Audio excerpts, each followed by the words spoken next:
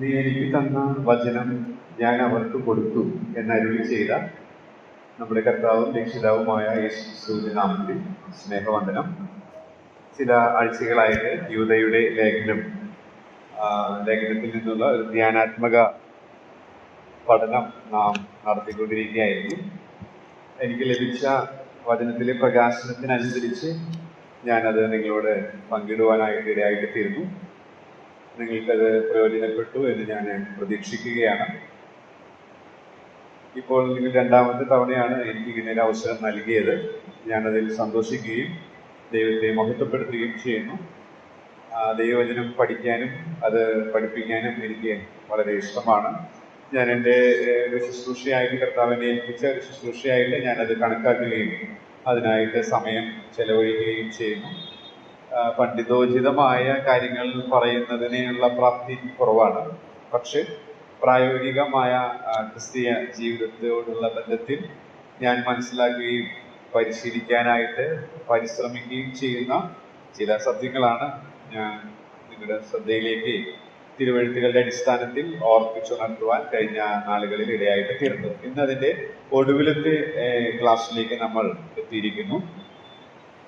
ഒരു റിവിഷനൊക്കെ ചെയ്യണമെന്ന് ആഗ്രഹം ഉണ്ടായിരുന്നെങ്കിലും കഴിഞ്ഞ ആഴ്ച ഈ പ്രൊജക്ടർ ഇതൊന്നും വർക്ക് ചെയ്തില്ല. പ്രൊജക്ടർ നല്ലതായിരുന്നു, പക്ഷേ എൻ്റെ ലാപ്ടോപ്പ് ഏകദേശം ഒരു 10-12 വർഷമായിട്ട് ഞാൻ കണ്ടിന്യൂസ് ആയിട്ട് യൂസ് ചെയ്യായിരുന്നു. അപ്പോൾ അത് അപ്ഡേഷൻ നടത്തേണ്ടതായിരുന്നു. അത് ചെയ്യാത്തത് കൊണ്ട് കഴിഞ്ഞ ആഴ്ച വർക്ക് ചെയ്തില്ല. അത് അപ്ഡേഷൻ ചെയ്യാനായിട്ട് കർത്താവ് ഇടയാക്കി. അപ്പോൾ അതുകൊണ്ട് തന്നെ ഇന്നത് ഉപയോഗിക്കുവാനായിട്ട് ഇടയായിട്ട് തീരും. അപ്പോൾ കഴിഞ്ഞ ആഴ്ച പറഞ്ഞ ചില കാര്യങ്ങൾ ഒന്ന് ഓർപ്പിച്ചിട്ട് അവസാനത്തെ ഭാഗത്തിലേക്ക് വന്ന് വേഗത്തിൽ അവസാനിപ്പിക്കാമെന്ന് ആഗ്രഹിക്കുന്നു. നേരത്തെ അനൗൺസ്മെന്റിൽ ഓർപ്പിച്ചതുപോലെ ഒരു കുറിപ്പുകൾ, ഈ പഠനക്കുറിപ്പുകൾ ഞാനിവിടെ ടൈപ്പ് ചെയ്തിട്ടുള്ളത് അത് നോട്ട്സ് ആക്കിയിട്ടുണ്ട്. ഇത് ഫോട്ടോസ്റ്റാറ്റാണ്. അതൊരു ബുക്ക്ലെറ്റ് രൂപത്തിൽ എടുത്തെന്ന് മാത്രമേ ഉള്ളൂ. അതുകൊണ്ട് ഒരു പുസ്തകത്തിൻ്റെതായിട്ടുള്ള ഒരു ഭംഗിയും മറ്റും ഒന്നും ഉണ്ടാവില്ല. ഫോട്ടോസ്റ്റാറ്റ് ആയിട്ടുള്ളത് ഒരു ബുക്ക്ലെറ്റ് രൂപത്തിലാക്കി നിങ്ങൾക്ക് നൽകുന്നു എന്ന് മാത്രമേ ഉള്ളൂ. നമ്മൾ യൂദയുടെ ലേഖനത്തെ കുറിച്ച് മനസ്സിലാക്കിയത് ഇപ്രകാരമാണ്. പല നിലകളിൽ കർത്തൃദാസന്മാർ ഇതിനെക്കുറിച്ച് പഠിച്ചിട്ടുള്ളത്. ഇപ്പോൾ നമുക്ക് വായിക്കാനൊക്കെ ഒരുപാട് റിസോഴ്സസ് അവൈലബിൾ ആണ്. ഞാൻ വചനം പഠിച്ച് തുടങ്ങിയ കാലഘട്ടത്തിലൊക്കെ കുമ്പനാടും അതുപോലെ തിരുവല്ലയിലും എറണാകുളത്തും കോട്ടയത്തും അങ്ങനെയുള്ള സ്ഥലങ്ങളിലുള്ള പുസ്തകശാലകൾ സന്ദർശിച്ച് നമ്മൾ പഠിക്കുന്ന വിഷയത്തോടുള്ള പുസ്തകങ്ങൾ വർഷത്തിൽ ഒരു വെക്കേഷനിൽ ഒരു പ്രാവശ്യം അങ്ങനെയുള്ള സ്ഥലങ്ങൾ സന്ദർശിച്ച് കളക്ട് ചെയ്ത് അങ്ങനെയാണ് ഞാനത് ആരംഭിച്ചത്. എന്നാൽ ഇന്ന് അതൊക്കെ കാണുമ്പോൾ ഇതൊക്കെ ഒരു വിരൽ തുമ്പിൽ തന്നെ നമ്മൾ വാങ്ങിക്കാൻ ശ്രമിച്ചാൽ നമുക്ക് വാങ്ങിക്കാൻ സാധിക്കാത്ത അത്രയും റിസോഴ്സസ് നമുക്ക് ഇന്ന് വചനം പഠിക്കാനായിട്ട് ലഭ്യമാണ്. അപ്പോൾ അത് നമ്മുടെ ഉത്തരവാദിത്വം വർദ്ധിപ്പിക്കുന്നു. പക്ഷെ അതിനനുസരിച്ചിട്ടുള്ള ഒരു പരിശ്രമം പണ്ടത്തെ ഉണ്ടാകുന്നില്ല എന്നുള്ളതൊരു യാഥാർത്ഥ്യമാണ്. എങ്കിലും എനിക്ക് ലഭിച്ച കൃപയ്ക്കനുസരിച്ച് ഞാനത് മനസ്സിലാക്കാനും അത് കുറിക്കുവാനും അത് പകരുവാനും ശ്രമിക്കുകയാണ്. നമ്മൾ യൂദയുടെ ലേഖനം ഇങ്ങനെയാണ് മനസ്സിലാക്കിയത്. സത്യവിശ്വാസം മുറുകെ പിടിച്ച് വിശ്വസ്തരായവരുടെ പ്രത്യേകതകളാണ് ഈ ലേഖനത്തിൽ നമുക്ക് കാണാനായിട്ട് സാധിക്കുന്നത്. അത് ആദ്യത്തെ 2 വാക്യങ്ങളിൽ നിന്ന് അവർ സുരക്ഷിതരാണ്. 2, 3, 4 വാക്യങ്ങളിൽ നിന്ന് അവർ അനുസരണമുള്ളവരാണ്. അതിൻ്റെതായ സബ് ഡിവിഷൻസ് നമ്മൾ ചിന്തിച്ചു. 5 മുതൽ 7 വരെ ഓർക്കുന്നവരാണ് എന്നുള്ളത് നമ്മൾ ഓർത്തു. ഒടുവിലായിട്ട് 8 മുതൽ 25 വരെ ഒടുവിലത്തെ ഭാഗം തിരിച്ചറിയുന്നവരാണ്. ആ കാര്യങ്ങളാണ് ഇപ്പോൾ നമ്മൾ ചിന്തിച്ചുകൊണ്ടിരിക്കുന്നത്. സത്യവിശ്വാസം മുറുകെ പിടിച്ച് വിശ്വസ്തരായവർ തിരിച്ചറിയുന്നവരാണ്. എന്താണ് തിരിച്ചറിയുന്നത് എന്നുള്ളത് നമ്മൾ 2 കാര്യങ്ങൾ ഓർക്കാനിടയായിട്ട് തീർന്നു. ഒന്ന്, തെറ്റായ ഉപദേശത്തിന്റെ അപകടമായിരുന്നു.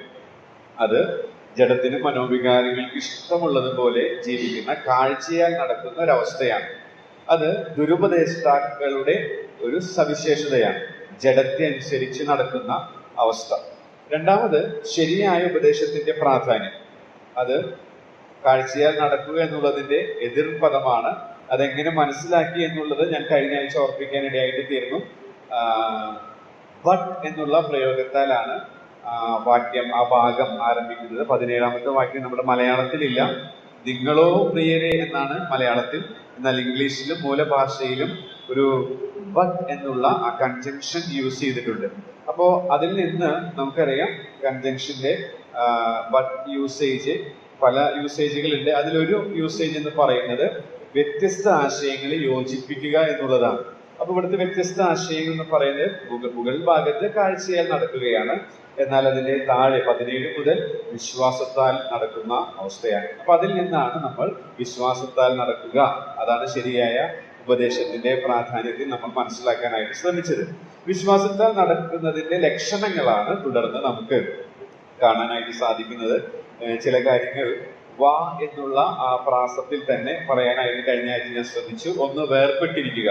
വേർപെട്ടിരിക്കുക എന്നുള്ളത് ഈ ബത്ത് എന്നുള്ള പ്രയോഗത്തിൽ നിന്നാണ് മനസ്സിലായത് എന്നുള്ളത് ഞാൻ കഴിഞ്ഞ ആഴ്ച പറഞ്ഞു. 2, വിലമതിക്കുക. അപ്പോസ്തലന്മാർ മുൻ പറഞ്ഞ വാക്കുകളെ ഓർക്കണം എന്ന് പറയുന്നുണ്ട്. അപ്പൊ അതിന്റെ അർത്ഥം ഓർക്കണം എന്ന് പറയുമ്പോൾ അത് അതിൻ്റെതായ വിലയുണ്ട്, വിലമതിക്കണം എന്നുള്ളത് നമ്മൾ ഓർക്കാനിടയായിട്ട് തീരുന്നു. കഴിഞ്ഞ ആഴ്ച നമ്മൾ ഓർത്തതാണ് വിലയറിയുക. പ്രിയമുള്ളവരെ എന്നുള്ള പ്രയോഗം 2 തവണ ഈ പാസേജിൽ നമുക്ക് ആവർത്തിച്ച് കാണുന്നു. അപ്പോൾ ആവർത്തനം തന്നെ അതിന്റെ പ്രാധാന്യത്തെ സൂചിപ്പിക്കുന്നു. മാത്രമല്ല നമ്മെ പ്രിയരാക്കാനായിട്ട് ഒരുപാട് പ്രയത്നം, ഒരുപാട് വില അതിന്റെ പിറകിലുണ്ട്. അത് നമ്മൾ അറിയണം എന്നുള്ളത് നമ്മൾ അവിടെ നിന്ന് ഓർക്കാനിടയായിട്ട് തീരും. അടുത്തത് വളരുക എന്നുള്ളതാണ്. ആത്മീക വർധന വരുത്തി എന്നുള്ള ഒരു പ്രയോഗം 20ാമത്തെ വാക്യത്തിൽ കാണുന്നു. അതിവിശുദ്ധ വിശ്വാസത്തെ ആധാരമാക്കി നിങ്ങൾക്ക് തന്നെ ആത്മീക വർധന. അപ്പൊ അതൊരു ബിൽഡിംഗ് ടേമാണ് മൂലഭാഷയിൽ. അപ്പോൾ അതൊരു പ്രോഗ്രസിനെ, വളർച്ചയെ കാണിക്കുന്നതാണ് എന്നുള്ളത് നമ്മൾ കഴിഞ്ഞ ആഴ്ച ഓർക്കാനിടയായിട്ട് തീർന്നു. അടുത്തതായിട്ട് പരിശുദ്ധാത്മാവിൽ പ്രാർത്ഥിച്ചു എന്നുള്ള പ്രയോഗം നമ്മൾ അവിടെ കണ്ടു. അത് വെളിച്ചമുള്ളവരാകുക എന്നുള്ള, അതായത് ആ ബിൽഡിംഗ് പണിയാനായിട്ട് അല്ലെങ്കിൽ പ്രോഗ്രസ് ഉണ്ടാകുവാൻ, ആത്മീക ജീവിതത്തിൽ വളർച്ച പ്രാപിക്കാൻ അനുപേക്ഷണീയമായ ഒരു സത്യമാണ് പ്രാർത്ഥന എന്നുള്ളത് അവിടെ നിന്ന് ഓർപ്പിക്കാനായിട്ട് ഇടയായിട്ട് തീർന്നു.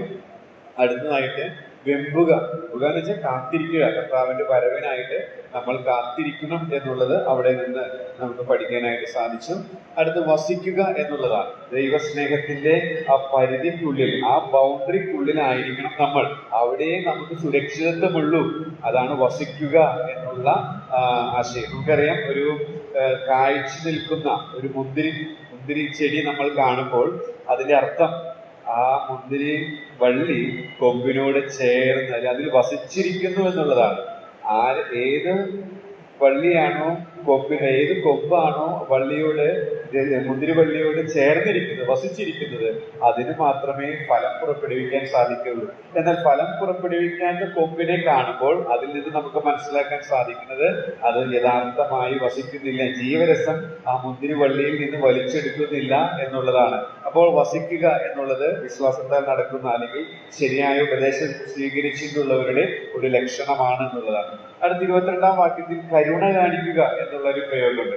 ഞാനതിന് വാത്സല്യം, കരുണ, വാത്സല്യത്തിൽ കരുണയുമുണ്ട്, കരുതലുമുണ്ട്. അപ്പോ വാത്സല്യം കാണിക്കുക എന്നുള്ള കാര്യമാണ് അവിടെ ഓർപ്പിക്കാനായിട്ട് ഇടയായിട്ട് തീരുന്നത്. തുടർന്നുള്ള 2 കാര്യങ്ങൾ പറഞ്ഞേ ഉള്ളൂ, വിശദീകരിക്കാൻ സാധിച്ചില്ല. ഇത് വിശദീകരിക്കുന്നില്ല എങ്കിലും അത് ജസ്റ്റ് ഒന്ന് പറഞ്ഞ് മുന്നോട്ട് പോകാനായിട്ട് ആഗ്രഹിക്കുകയാണ്. 9ാമതായിട്ട് വിശ്വാസത്താൽ നടക്കുന്നതിന്റെ ലക്ഷണമായിട്ട് ആ പാസേജിൽ നമ്മൾ നിരീക്ഷിക്കുമ്പോൾ മനസ്സിലാക്കാനായിട്ട് സാധിക്കുന്നത് ഒരു ക്രിയാപദം 23ാമത്തെ വാക്യത്തിൽ കാണാം. അതൊന്ന് വായിക്കാം. യൂദയുടെ ലേഖനം 1-ാമധ്യായം 23ാമത്തെ വാക്യം. ചിലരെ തീയിൽ നിന്ന് വലിച്ചെടുത്ത് രക്ഷിക്കുവിൻ. അപ്പൊ ആ വലിച്ചെടുക്കുക എന്നുള്ള ഒരു, വലിച്ചെടുത്ത് രക്ഷിക്കുക, ഞാനത് യോജിപ്പിച്ച് വലിച്ചെടുക്കുക എന്ന് മാത്രമാക്കി ചുരുക്കി. അപ്പോൾ വലിച്ചെടുക്കുക എന്ന് പറയുമ്പോൾ അവിടെ നിങ്ങൾക്ക് കാണാം, പ്രധാനമായിട്ടും ഈ ലേഖനത്തിന്റെ കോണ്ടെക്സ്റ്റ്, പശ്ചാത്തലം അനുസരിച്ച് ദുരുപദേശത്തിന്റെ കാറ്റിനാൽ അലഞ്ഞ് ഉഴഞ്ഞ് അവർ യഥാർത്ഥമായി രക്ഷിക്കപ്പെടാത്തവർ നരകത്തിലേക്ക് പോയിക്കൊണ്ടിരിക്കുകയാണ് ദൈവസഭയിൽ. അങ്ങനെയുള്ളവരെ വലിച്ചെടുത്ത് രക്ഷിക്കുക എന്നുള്ള ആശയമാണ് പ്രാഥമികമായിട്ട് അവിടെ ഉള്ളത്. എന്നാൽ നമ്മൾ വിശാലമായ അർത്ഥത്തിൽ ചിന്തിച്ചാൽ ഈ ലോകത്തിലുള്ള മനുഷ്യർ നാശത്തിലേക്ക് പോവുകയാണ്. അവരെയും വലിച്ചെടുത്ത് രക്ഷിക്കേണ്ട ഉത്തരവാദിത്വം നമ്മെയാണ് ഏൽപ്പിച്ചിരിക്കുന്നത് എന്നുള്ളതും നമുക്ക് അവിടെ നിന്ന് പഠിക്കാനായിട്ട് സാധിക്കും എന്നുള്ളതാണ്. അടുത്തതായിട്ട്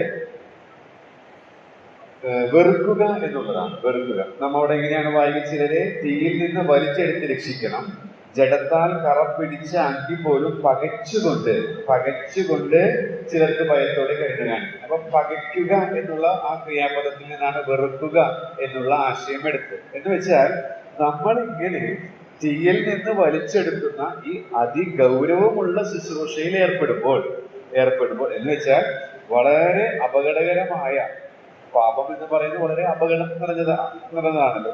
അപ്പൊ അതിനോട് നാം ഇടപെടുമ്പോൾ അതിന്റെ ചെളി, അതിന്റെ കറ നമ്മിൽ വരാനായിട്ട് സാധ്യത. അതുകൊണ്ട് വളരെ പക്വതയുള്ളവരായിട്ട് വേണം ഈ ശുശ്രൂഷയിൽ ഏർപ്പെടുവാൻ. പാപികളോട് ഇടപെടുമ്പോൾ അവരെ സ്നേഹിക്കുന്നതോടൊപ്പം അവരിലുള്ള പാപത്തെ വെറുക്കണം, പകയ്ക്കണം എന്നുള്ള ആശയമാണ് നമുക്ക് അവിടെ നിന്ന് എടുക്കാനായിട്ട് സാധിക്കും. ഈ ഭാഗത്തെ കുറിച്ച് ഒരുപാട് സന്ദേശങ്ങൾ നമ്മൾ കേട്ടിട്ടുള്ളവരായതുകൊണ്ട് കൂടുതൽ അതിനെക്കുറിച്ച് ഞാൻ പറയാനായിട്ട് ആഗ്രഹിക്കുന്നില്ല. അപ്പോൾ വിശ്വാസത്താൽ നടക്കുന്നതിന്റെ 10 ലക്ഷണങ്ങൾ, അതിനേക്കാൾ കൂടുതൽ നമുക്ക് ഇതിന്റെ മൂലഭാഷയിലൂടെ സഞ്ചരിക്കുമ്പോൾ കിട്ടും. എന്നാൽ ഞാനൊരു ക്രമീകൃതമായി ഒരു കുറിപ്പുകളാക്കി ഇങ്ങനെ ചിന്തിച്ചു എന്ന് മാത്രമേ ഉള്ളൂ. അപ്പോൾ അങ്ങനെ ഞാൻ 17 മുതൽ 23 വരെയുള്ള ഭാഗം വിടുകയാണ്.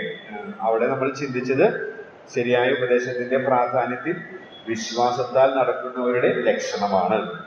അതിനു മുൻപ് തെറ്റായ ഉപദേശത്തിന്റെ അപകടത്തിൽ കാഴ്ചയാൽ നടക്കുന്നവരുടെ ലക്ഷണങ്ങളായിരുന്നു. ഇനി ഒടുവിലായിട്ട് ഇന്ന് 24, 25 വാക്യത്തിൽ നിന്നുകൊണ്ട് തിരിച്ചറിയേണ്ട 3-ാമത്തെ കാര്യം, അത് ഞാൻ കഴിഞ്ഞ ആഴ്ച ഓർപ്പിച്ചതാണ്, അത് പറയാനായിട്ട് ആഗ്രഹിക്കുകയാണ്. നമുക്ക് അതിനാധാരമായിട്ട് 24, 25 വായിക്കാം. യൂദ 24, 25.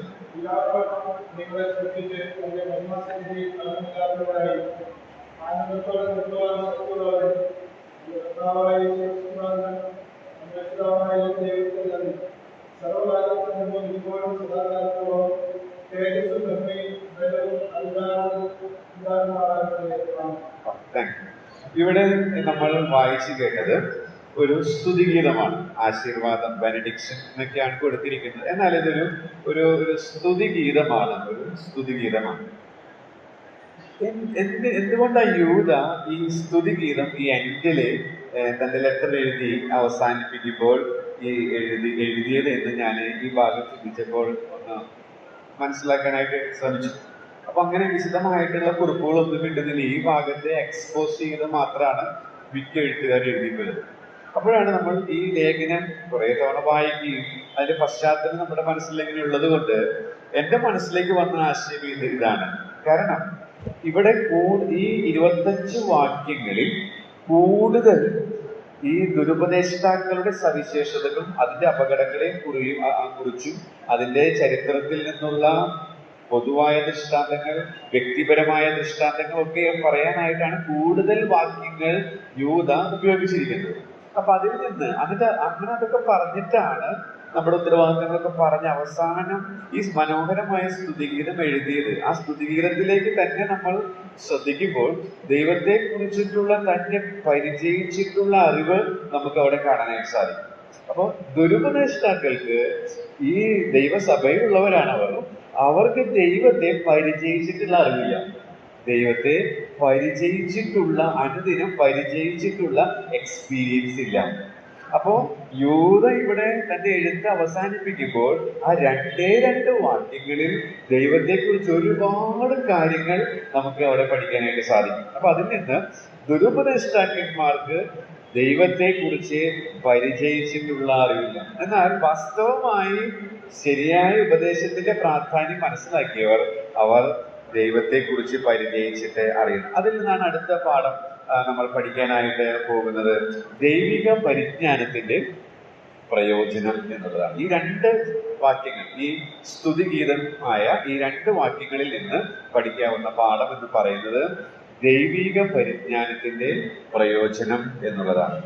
എന്താണ് ദൈവിക പരിജ്ഞാനത്തിന്റെ പ്രയോജനം? 2 കാര്യങ്ങളാണ് ഞാൻ പറയാനായിട്ട് ആഗ്രഹിക്കുന്നത്. അതിൽ കൂടുതൽ നമുക്കത് വിപുലീകരിക്കാനായിട്ട് സാധിക്കും. ഈ ഭാഗത്ത് നിന്ന് മാത്രമല്ല, കർത്താവിന്റെ വാക്കുകൾ കടമെടുത്താൽ മനുഷ്യൻ അപ്പം കൊണ്ട് മാത്രമല്ല ദൈവത്തിന്റെ വായിൽ നിന്ന് ഒരു സകല വചനം കൊണ്ട് ജീവിക്കും. അപ്പൊ ഇതിനോട് യോജിക്കുന്ന അനേക ഭാഗങ്ങൾ കണ്ടെത്തി നമുക്ക് പഠിക്കാൻ സാധിക്കും. എങ്കിലും നമ്മുടെ സമയകൃത്യത പാലിക്കാനായിട്ട് രണ്ട് കാര്യങ്ങൾ മാത്രമേ ഞാൻ നിങ്ങളുടെ ശ്രദ്ധയിലേക്ക് കൊണ്ടുവരുവാനായിട്ട് ആഗ്രഹിക്കുന്നുള്ളൂ. അത് മറ്റൊന്നുമല്ല, ദൈവിക പരിജ്ഞാനത്തിന്റെ പ്രയോജനം. അപ്പൊ ന്യായമായിട്ട് നമ്മുടെ മനസ്സിലേക്ക് ചോദ്യം വരിക, എന്താണ് പ്രയോജനം ഈ രണ്ട് വാക്യങ്ങളിൽ കാണും? ഒന്നാമത്, ദൈവത്തെ മഹത്വപ്പെടുത്താൻ സാധിക്കും. ദൈവത്തെ കുറിച്ച് ആരെല്ലാം പരിചയിച്ചറിയുന്നുവോ അവർക്ക് അവരുടെ ജീവിതത്തിലൂടെ ദൈവത്തെ മഹത്വപ്പെടുത്താൻ യൂദയ്ക്ക് അത് സാധിച്ചു. അതാണ് നമ്മൾ 24-25 വാക്യങ്ങളിൽ വായിച്ചു കേട്ടത്. രണ്ടാമത്തെ കാര്യം, ദൈവത്തിനായിട്ട് വീര്യം പ്രവർത്തിക്കും. അതാണ് പോരാടണം എന്നുള്ള കാര്യം യൂദ പറയുന്നത്. യൂദയ്ക്ക് അത് സാധിച്ചു. ശക്തമായി ദൈവസഭയിൽ, ദൈവസഭകളിൽ അന്ന് എതിരായിട്ട് കർത്താവിനെതിരായിട്ട്, കർത്താവിന്റെ വചനത്തിനെതിരായിട്ട് വന്ന ദുരുപദേശത്തിനെതിരെ ശക്തമായി നിൽക്കാനായിട്ട് യൂദയ്ക്ക് അപ്പൊ യൂദയെ സംബന്ധിച്ച് വീര്യം പ്രവർത്തിക്കാനായിട്ട്, ഉറച്ചു നിന്ന് വീര്യം പ്രവർത്തിക്കാനായിട്ട് സാധിച്ചു. ആ വാക്യം നമ്മൾ ദാനിയേൽ പ്രവചനത്തിൽ കാണുന്നു. ഈ രണ്ട് കാര്യങ്ങളിൽ ഒന്നാമത്തെ കാര്യമാണ് വിശദമായിട്ട് പറയാനായിട്ട് ഇനിയുള്ള സമയത്ത് ഞാൻ ആഗ്രഹിക്കുന്നത്. രണ്ടാമത്തത് കമ്പിവാചകം പോലെ പറഞ്ഞ് അവസാനിപ്പിക്കാനായിട്ട് ആഗ്രഹിക്കുന്നു. അപ്പോ എന്താ തിരിച്ചറിയുന്നത് എന്ന് ചോദിച്ചാൽ, ദൈവിക പരിജ്ഞാനത്തിന്റെ പ്രയോജനമാണ്. എന്താ പ്രയോജനം എന്ന് ചോദിച്ചാൽ, ദൈവത്തെ മഹത്വപ്പെടുത്തും എന്നുള്ളത്. അപ്പൊ അടുത്തൊരു ചോദ്യം ഞാൻ തന്നെ ആ ടെക്സ്റ്റിനോട് ചോദിച്ചു, എന്തുകൊണ്ട് ദൈവത്തെ മഹത്വപ്പെടുത്തണം? എന്തുകൊണ്ട് ദൈവത്തെ മഹത്വപ്പെടുത്തണം? എന്തുകൊണ്ട് ദൈവത്തെ മഹത്വപ്പെടുത്തണം എന്ന് ചോദിച്ചാൽ ഈ ഭാഗം തന്നെ നമുക്ക് ഉത്തരം നൽകുന്നുണ്ട്. നിങ്ങളത് നിരീക്ഷിച്ചാൽ തന്നെ നിങ്ങൾക്ക് കണ്ടെത്താൻ പറ്റും. ഞാൻ കണ്ടെത്തിയ കാര്യങ്ങൾ നിങ്ങളുടെ ശ്രദ്ധയിലേക്ക് ഒന്ന് ചൂണ്ടിക്കാണിച്ച് ഞാൻ ഇരിക്കാൻ ആഗ്രഹിക്കുകയാണ്. എന്തുകൊണ്ട് ദൈവത്തെ മഹത്വപ്പെടുത്തണം? ഒന്നാമത്തെ വാക്യത്തിൽ തന്നെ, 24-ാം വാക്യത്തിന്റെ ആദ്യ ഭാഗത്ത് തന്നെ കാണാം, വീഴാതെ വണ്ണം നിങ്ങളെ സൂക്ഷിച്ചേ. അപ്പൊ എന്തുകൊണ്ട് ദൈവത്തെ മഹത്വപ്പെടുത്തണം എന്ന് ചോദിച്ചാൽ നമുക്കിങ്ങനെ തലക്കെട്ട് കൊടുക്കാം. ആ 3 പദങ്ങളിൽ നിന്ന്, വീഴാതെ വണ്ണം നിങ്ങളെ സൂക്ഷിച്ചു എന്നുള്ളതിൽ നിന്ന് ആരാ സൂക്ഷിക്കണേ നമുക്കറിയാം, കർത്താവാണ്. അപ്പൊ കർത്താവ് നമ്മെ സൂക്ഷിക്കുന്നതിനാൽ കർത്താവിനെ മഹത്വപ്പെടുത്തും. സങ്കീർത്തനങ്ങളിൽ 2 തവണ പറയുന്നൊരു പ്രയോഗമാണ് കർത്താവ് മഹത്വമുള്ളവനെന്ന് എപ്പോഴും പറയാം. ദാവീദിന്റെ ഒരു ഇഷ്ട ശൈലിയാണ്. നമ്മുടെ ദൈവം, ദാവീദ് പറയാണ്, എന്റെ ദൈവം മഹത്വമുള്ളവനെന്ന് എപ്പോഴും പറയാം. അത് ദൈവം അർഹിക്കുന്നു, ദൈവം അത് ആഗ്രഹിക്കുന്ന ഒരു കാര്യമാണ്. അപ്പോ എന്തുകൊണ്ട് അങ്ങനെ ചെയ്യണമെന്ന് ചോദിച്ചാൽ അതിന്റെ ഒരു ഉത്തരം, അവൻ നമ്മെ സൂക്ഷിക്കുന്നതിനാൽ അവനെ മഹത്വപ്പെടുത്തുവാൻ നാം ബാധ്യസ്ഥരാണ് എന്നുള്ളതാണ്. ഒരു എഴുത്തുകാരന്റെ കോട്ട് എനിക്ക് ഈ ഭാഗത്ത്, ഈ വീഴാതെ വണ്ണം നിങ്ങളെ സൂക്ഷിച്ചു എന്നുള്ളതിന് കുറച്ചുകൂടെ മനസ്സിലാക്കാനായിട്ട് എന്നെ സഹായിച്ചത് ഞാൻ പറയാനായിട്ട് ശ്രമിക്കുകയാണ്. അതായത് ഇവിടെ വീഴാതെ വണ്ണം നിങ്ങളെ സൂക്ഷിച്ചു എന്ന് പറയുമ്പോൾ നമ്മുടെ രക്ഷയുടെ ഭദ്രതയാണ് പ്രധാനമായിട്ടും സൂചിപ്പിക്കുന്നത്. നമുക്കറിയാം, നമ്മളൊക്കെ പലപ്പോഴും വീഴുന്നുണ്ട്. നമ്മൾ പലതരം പാപത്തിൽ വീഴുന്നുണ്ട് എന്നുള്ളത് മാത്രമല്ല, ശാരീരികമായിട്ടുള്ള അപകടങ്ങളാലുള്ള വീഴ്ചകളൊക്കെ വന്നു പോകുന്നുണ്ട്.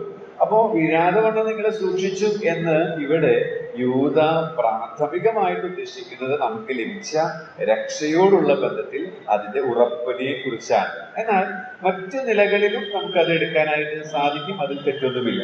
ഇവിടെ വീഴാതെ വണ്ണം നിങ്ങളെ സൂക്ഷിച്ചു എന്നുള്ളതിന് ആ എഴുത്തുകാരൻ പറഞ്ഞിരിക്കുന്നത്, ഒരു സംരംഭത്തിൽ, അദ്ദേഹം അതിനെ എക്സ്പോസ് ചെയ്തിരിക്കുകയാണ്, ഒരു സംരംഭത്തിൽ ഏർപ്പെടാനുള്ള ധൈര്യം, ഒരു ബിസിനസ്, ആ ബിസിനസ്സിൽ ഏർപ്പെടാനുള്ള ധൈര്യം അതിൽ 100% വിജയിക്കുമെന്നുള്ള ഒരു കോൺഫിഡൻസ് ആണ്, ഉറപ്പാണ്.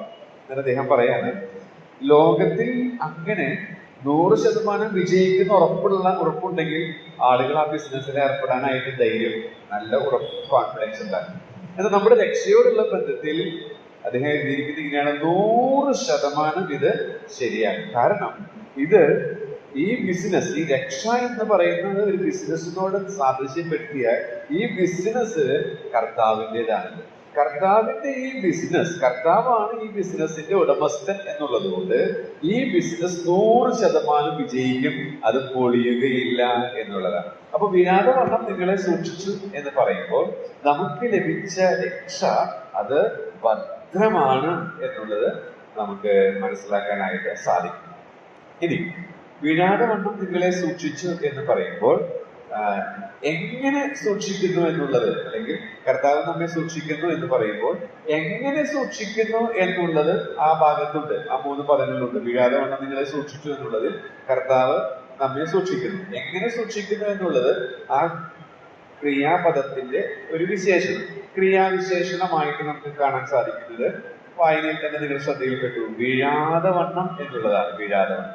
അപ്പൊ വീഴാതെ വണ്ണം നിങ്ങളെ സൂക്ഷിച്ച്. എങ്ങനെ സൂക്ഷിക്കുന്നു?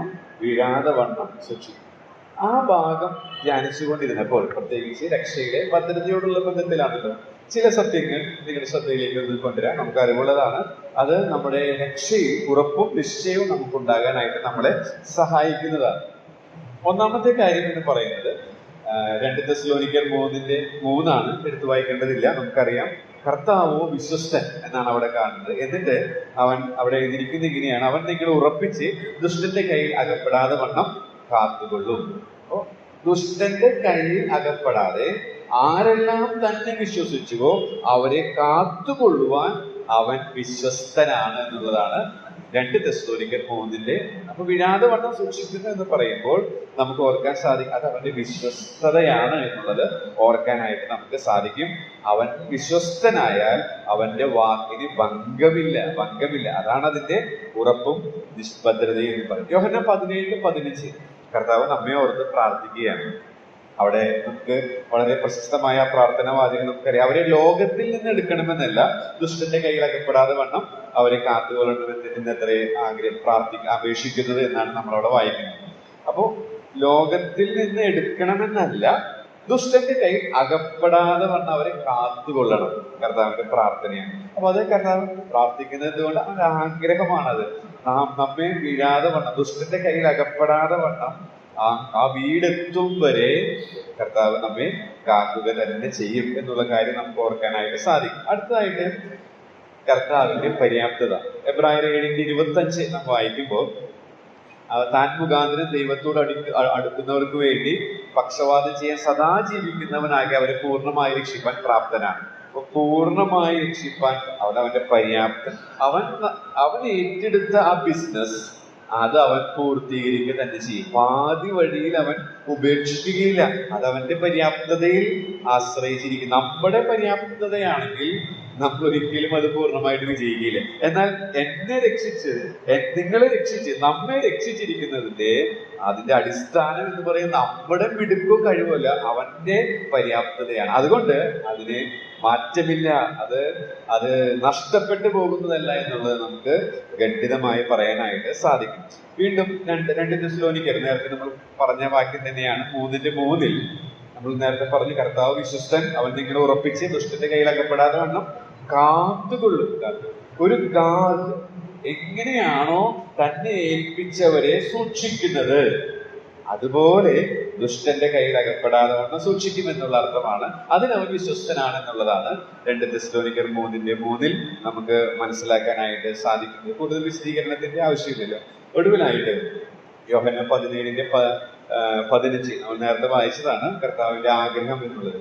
അവിടെ തന്നെ വായിക്കുന്നുണ്ട് അത് അപേക്ഷിക്കുന്നത് എന്നുള്ളത്, പക്ഷവാദം ചെയ്യും. കർത്താവിന്റെ പക്ഷവാദ ശുശ്രൂഷ നമ്മുടെ രക്ഷാഭദ്രതയുള്ളതാണ് എന്നുള്ളത് നമ്മെ ഉറപ്പിക്കുന്നതാണ് എന്നുള്ളത് നമുക്ക് മനസ്സിലാക്കാനായിട്ട് സാധിക്കും. അപ്പോൾ ഞാൻ പറഞ്ഞത്, എന്തുകൊണ്ട് ദൈവത്തെ മഹത്വപ്പെടുത്തണം? കർത്താവ് നമ്മെ സൂക്ഷിക്കുന്നു. എങ്ങനെ സൂക്ഷിക്കുന്നു? 24-ാം വാക്യത്തിൽ നമ്മൾ വായിച്ചു, വീഴാതെ വണ്ണം നിങ്ങളെ സൂക്ഷിക്കും. അത് നമ്മുടെ രക്ഷയുടെ ഭദ്രതയെ. ഇത് ഉപദേശപരമായ ഒരു കാര്യമാണ്. ഞാൻ നിങ്ങളോട് പറഞ്ഞത് പ്രായോഗികമായി ഉള്ള കാര്യങ്ങളാണ് എനിക്ക് കൂടുതൽ ഇഷ്ടം. അപ്പൊ അതുകൊണ്ട് ഞാൻ വചനം ധ്യാനിച്ചപ്പോൾ ഈ ഭാഗം ഇങ്ങനെ ചിന്തിച്ചുകൊണ്ടിരുന്ന സമയത്ത് ഈ വീഴാതെ വണ്ണം സൂക്ഷിക്കുക, അപ്പൊ വീഴ്ച അങ്ങനെയുള്ള ഭാഗം, അപ്പൊ അങ്ങനെയാണല്ലോ നമ്മൾ വചനം പഠിക്കുക.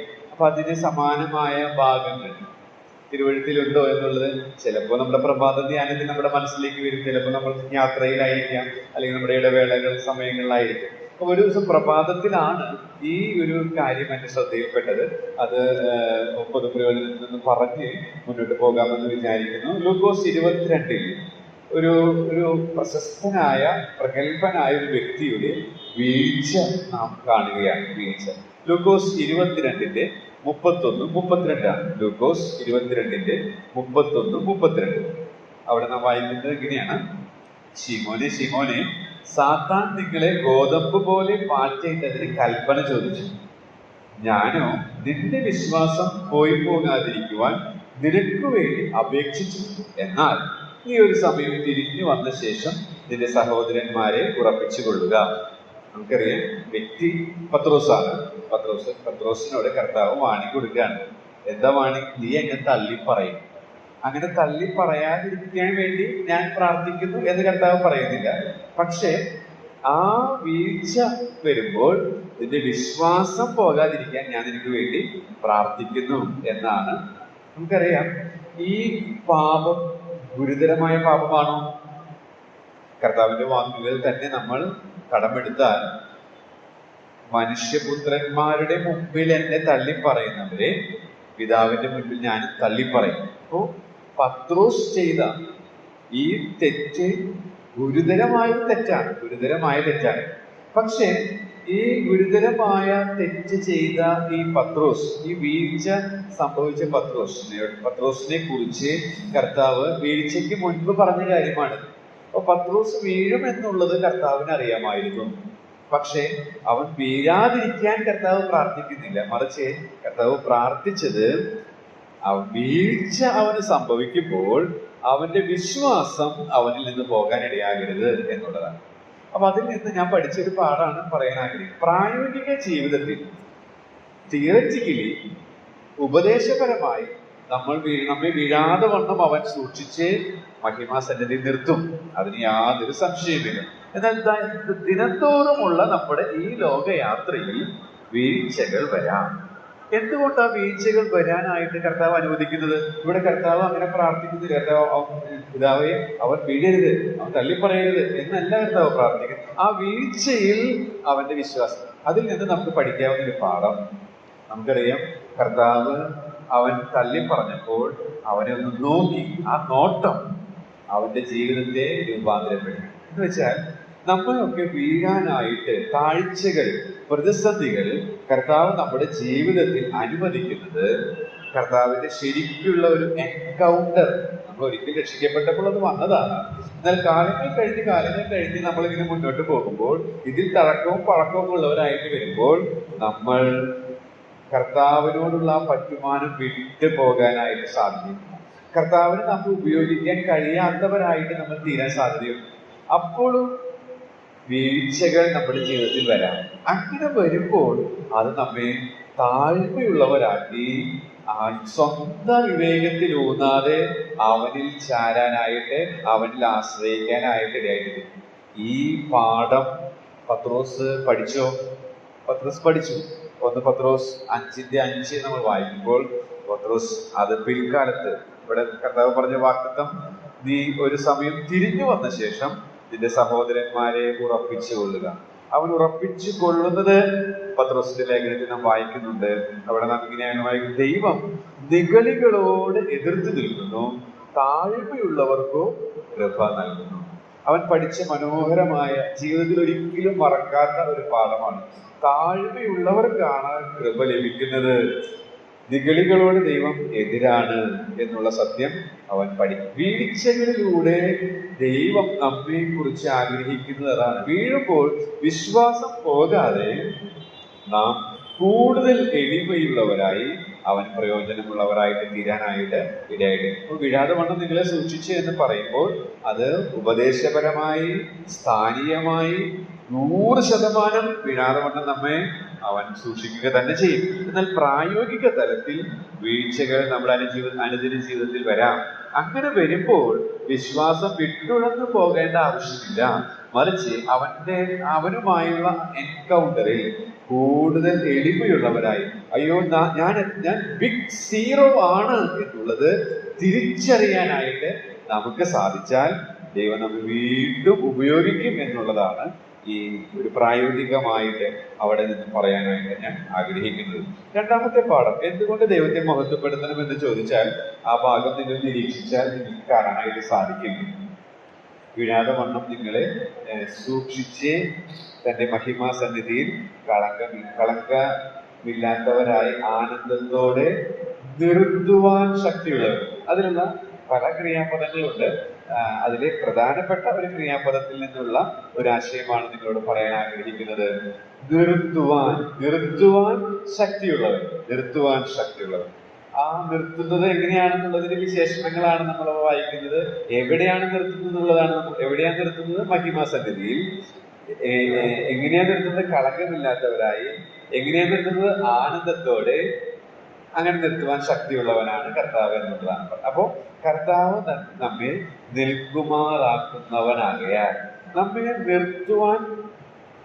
നിർത്തുന്നവൻ അവനാണ് എന്ന് പറയുമ്പോൾ പെട്ടെന്ന് നമ്മുടെ മനസ്സിലേക്ക് വരുന്നത് റോമർ 3:23 അവിടെ നമ്മൾ വായിക്കുന്നത് ഇങ്ങനെയാണ്: ഒരു വ്യത്യാസവും ഇല്ല, എല്ലാവരും പാപം ചെയ്ത് ദൈവ തേജസ്സില്ലാത്തവർ. എന്ന് വെച്ചാൽ ദൈവിക നിലവാരത്തിന് മുമ്പ് നിൽപ്പാൻ കഴിവില്ലാത്തവരായി തീർന്നു.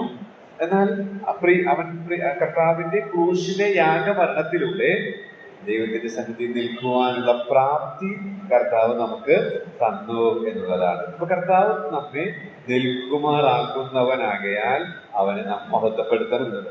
ആ ഭാഗം ഒന്ന് ധ്യാനിക്കുമ്പോൾ ചില കാര്യങ്ങൾ നമുക്ക് അവിടെ നിന്ന് പഠിക്കാനായിട്ട് സാധിക്കും. ഒന്നാമത് 1:24 ദൈവം നമ്മെ നിൽക്കാനായിട്ട് പ്രാപ്തരാക്കുന്നു. ദൈവം നമ്മെ നിൽക്കാനായിട്ട് പ്രാപ്തരാക്കും. കാരണം നമ്മുടെ സ്വന്തം ശക്തിയാൽ ഈ തേജോമയനായ അതിപരിശുദ്ധനായ ദൈവത്തിന്റെ മുമ്പാകെ നിൽക്കാൻ സാധിക്കില്ല. അവന്റെ പ്രാപ്തി നമുക്ക് തന്നതുകൊണ്ടാണ് നമുക്ക് നിൽക്കാനായിട്ട് സാധിക്കുന്നത്. മാത്രമല്ല കളങ്കമില്ലാത്തവരായി നിർത്തുന്നു. അപ്പോ ദൈവം നമ്മെ കുറ്റമറ്റവരായി നിൽക്കാൻ പ്രാപ്തരാക്കുന്നു. അവിടെ തന്നെ നമുക്ക് അത് മനസ്സിലാക്കാനായിട്ട് സാധിക്കും. 1:24 ദൈവം നമ്മെ തന്റെ സന്നിധി, അവന്റെ സന്നിധി നിൽക്കാൻ പ്രാപ്തരാക്കുന്നു. ആ ഭാഗത്ത് ഇതൊക്കെ നമുക്ക് വിശദീകരിച്ച് മനസ്സിലാക്കാൻ സാധിക്കും. ഞാൻ പറയാനായിട്ട് ആഗ്രഹിക്കുന്നില്ല. അടുത്തതായിട്ട് ദൈവം നമ്മെ ആനന്ദത്തോടെ നിർത്തുവാൻ, ദൈവം നമ്മെ വലിയ ആനന്ദത്തിന്റെ ശരിയായ ഒത്തിരി വലിയ സന്തോഷത്തോടെ നിൽക്കാൻ പ്രാപ്തരാക്കുന്നു.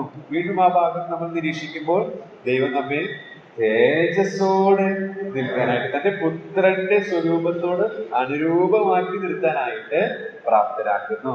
ഇതൊക്കെ നമ്മുടെ ഭദ്രതയെ, ആ സുരക്ഷിതത്വത്തെ, ഉറപ്പിനെ, ക്രിസ്തുവിലുള്ള ആ ഉന്നതമായ പദവിയെ സൂചിപ്പിക്കുന്ന ആശയങ്ങളാണ്.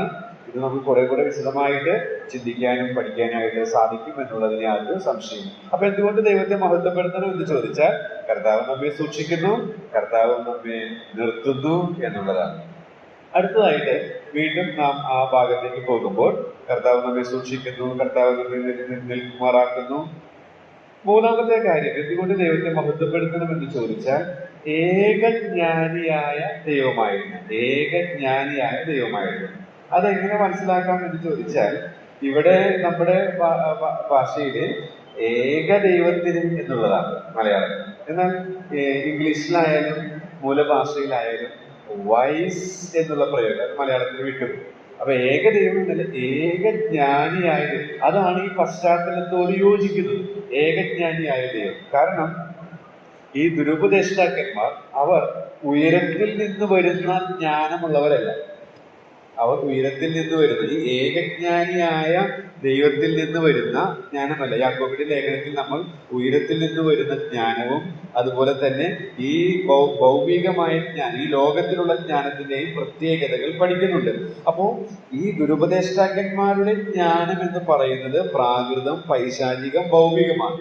എന്നാൽ ഉയരത്തിലെ ജ്ഞാനം ഈ ഏകജ്ഞാനിയായ ദൈവത്തിൽ ചാരുമ്പോൾ ലഭിക്കും. അതാണ് ദൈവിക പരിജ്ഞാനത്തിന്റെ പ്രയോജനം എന്നുള്ളതിൽ നാം പറയാനിടയായിട്ട്. അപ്പൊ ഈ ഏകജ്ഞാനിയായ ദൈവവുമായിട്ട് ദുരുപദേഷ്ടാക്കൾക്ക് ബന്ധമില്ലാത്തതിനാൽ അവരുടെ ജീവിതത്തിൽ പ്രാകൃതം, പൈശാചികം, ഭൗമികമായ ജ്ഞാനമാണ് വെളിപ്പെടുന്നത്. എന്നാൽ ശരിയായ ഉപദേശത്തിന്റെ പ്രയോജനം ലഭിക്കുന്ന ഈ ദൈവിക പരിജ്ഞാനമുള്ളവരുടെ ജീവിതം അവർ ഉയരത്തിൽ നിന്ന് വരുന്ന ജ്ഞാനത്താൽ, നീതി നിറഞ്ഞ ആ സൽഫലമുള്ള ആ ഉന്നതമായ ജ്ഞാനം നിറഞ്ഞുള്ള ഒരു ജീവിതമാണ്. ജ്ഞാനിയായിട്ട് നടക്കുന്ന ഒരു ജീവിതമാണ്.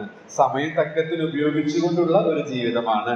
അജ്ഞാനികളായി നടക്കാത്ത ഒരു ജീവിതമാണ്. അങ്ങനെ നടക്കാൻ സാധിക്കുന്നത് ഈ ഏകജ്ഞാനിയായ ദൈവത്തോട് പരിചയിച്ചിട്ടുള്ള ശീലം ഉള്ളത് കൊണ്ടാണ് എന്നുള്ളത്.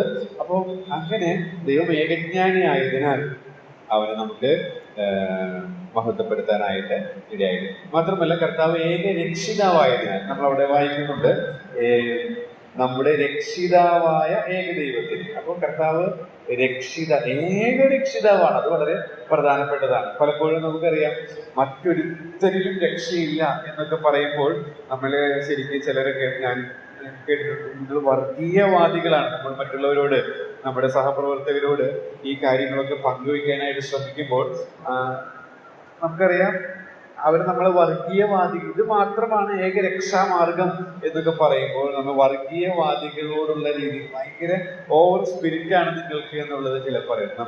പക്ഷേ അവരോടൊക്കെ നമ്മൾ പറയാനായിട്ട് നമ്മളെല്ലാവരും പറയുന്ന ഉദാഹരണം ഇത് തന്നെയാണ്. സൂര്യൻ, ഒറ്റ സൂര്യനേ ഉള്ളൂ. അതുപോലെ തന്നെ ചന്ദ്രൻ, അതുപോലെ വായു, ഇതെല്ലാം നമുക്ക് ശ്വസിക്കാൻ ഓക്സിജൻ മാത്രമാണുള്ളത് എന്ന് പറയുമ്പോൾ ഒരിക്കലും അതൊരു വർഗീയതയായിട്ട് തീരുന്നില്ല. ഇതേപോലെ ഇത് 100% യാഥാർത്ഥ്യമാണ്. മനുഷ്യന്റെ രക്ഷയ്ക്കായിട്ട് ക്രിസ്തുവിലൂടെ അല്ലാതെ സാധിക്കില്ല. അതൊരു പരിപൂർണ സത്യമാണ്. ഈ ലോകത്തിൽ ശ്വസിക്കാൻ ഓക്സിജൻ വേണം എന്നുള്ളത് പോലെ, വെളിച്ചത്തിനായി സൂര്യൻ നിൽക്കുന്നത് പോലെ, അതൊക്കെ ഒരു ഫാക്റ്റാണ്. 100% സത്യമായിരിക്കുന്നത് പോലെ തന്നെ ഒരു സത്യമാണ് ഇത്. അതുകൊണ്ടാണ് നമ്മൾ അങ്ങനെ പറയുന്നത്. അതല്ലാതെ മറ്റുള്ളവരെ അധിക്ഷേപിക്കാനല്ല എന്നുള്ളതാണ് പറയാനായിട്ട് ഇടയായിട്ട്. അപ്പോൾ അവനാണ് ഏക രക്ഷിതാവ് എന്നുള്ളത് നമുക്ക് മനസ്സിലാക്കാനായിട്ട് സാധിക്കും. അതിൽ നിന്നൊരു പ്രായോഗിക നിർദ്ദേശം നമുക്ക് ഓർക്കാനായിട്ട് സാധിക്കുന്നത് എന്താണെന്ന് വെച്ചിട്ടുണ്ടെങ്കിൽ, നമുക്കറിയാം കർത്താവിനെ കുറിച്ച് മത്തായി 1:21 നമ്മൾ ഇന്ന് വായിക്കുന്നുണ്ട്. അവൻ തന്റെ ജനത്തെ പാപങ്ങളിൽ നിന്ന് രക്ഷിപ്പാനിരിക്കുന്നു. അപ്പോൾ അവൻ രക്ഷിതാവ് എന്ന് പറയുന്നത് പാപങ്ങളിൽ നിന്ന് രക്ഷിക്കുന്നു. പാപത്തിന്റെ ശക്തി, ശിക്ഷ, സാന്നിധ്യം, അതിൽ നിന്ന് അവൻ രക്ഷിക്കും. അത് നമുക്കറിയാം.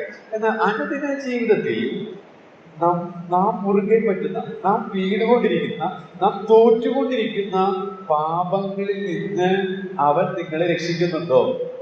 അവൻ ഏക രക്ഷിതാവാണ്. അത് ഒരു ഫാക്റ്റാണ്.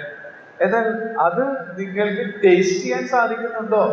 അതോ ഇത് കേവലം ഒരു തത്വം മാത്രമായിട്ടിരിക്കുന്നുവോ? അത് എന്നെ വെല്ലുവിളിച്ച ഒരു സത്യമാണ്. നമുക്കറിയാം ഈ ഏക രക്ഷിതാവ്, ഈ ഏക ജ്ഞാനി, അല്ലെങ്കിൽ ഈ ദൈവിക പരിജ്ഞാനത്തിന്റെ പ്രയോജനം എന്ന് പറയുമ്പോൾ അതൊരു ലെൻസ് പോലെയാണ്. എഴുത്തുകാരന്റെ കോട്ടാണ് കേട്ടോ. ലെൻസ് പോലെയാണ്. ലെൻസിനെ കുറിച്ച് നമുക്കറിയാം.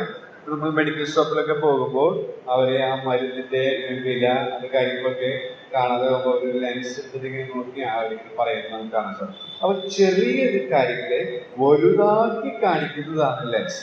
ഈ ദൈവിക പരിജ്ഞാനത്തിന്റെ പ്രയോജനം, അല്ലെങ്കിൽ അവൻ ഏകജ്ഞാനിയാണ്, ഏക രക്ഷിതാവാണ് എന്നൊക്കെ നമ്മൾ തിരുവഴുത്തിലൂടെ മനസ്സിലാക്കുമ്പോൾ, അത് നമ്മുടെ ഹൃദയത്തിൽ പ്രകാശിപ്പിച്ച് ദൈവത്തിന്റെ ആത്മാവ് നൽകുമ്പോൾ നമ്മിലുള്ള ചെറിയ ചെറിയ സ്പോട്ടുകൾ, തെറ്റുകൾ, അത് വലുതായി നമുക്ക് ബോധ്യമാകാനായിട്ട്, മറ്റുള്ളവരുടെ ചെറിയ ചെറിയ സ്പോട്ടുകൾ വലുതാക്കി പറയാനായിട്ട്, ചിത്രീകരിക്കാനായിട്ട് നമുക്ക് ഒരുപാട് ഇഷ്ടമായിരിക്കാം. പക്ഷെ അത് ദൈവം നമ്മെ കുറിച്ച് ആഗ്രഹിക്കുന്നില്ല.